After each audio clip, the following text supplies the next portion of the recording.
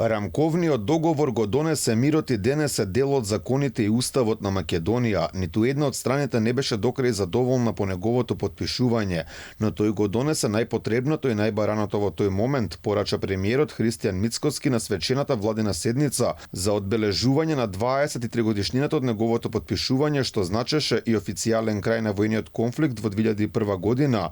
Вели, дел од политичарите во државава договорот од Охрид го користат само за лични интереси и богатење.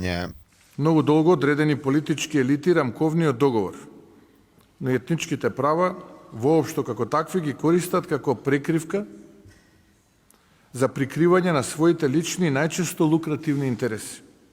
Но и фактот дека предолго и преинтензивно етничките теми се злоупотребуваат.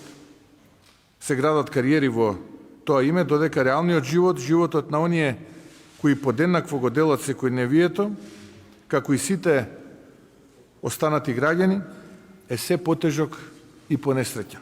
Дека некои си го користеле рамковниот договор само за богатење, согласен и вице-премиерот и министер за животна средина Изет Меджити, вели веќе минато се политичарите кои си го презентирале како лична партиска победа. Оваа нова влада не е само на зборовите кои затоа јас сакам да се заблагодарам на нашиот премиер, на оваа нова влада што милиарда евра ќе даде за сите општини за децентрализација, каде што е дел и од рамковниот Охридски договор и кој што ќе решава многу есенцијални проблеми во нашите населени местина, во нашите општини, во функција на повеќе подобар живот на сите граѓани во Република Северна Македонија. Дуј очигледно и повеќе тешко го прифаќаат фактот дека со опозиција, пијако поканети, решија да не присуствуваат на владините одбележувања, си направија своја паралелна и приватна прослава. Главната порака беше дека власта била нелегитимна бидејќи тие веќе не се во удобните фотели,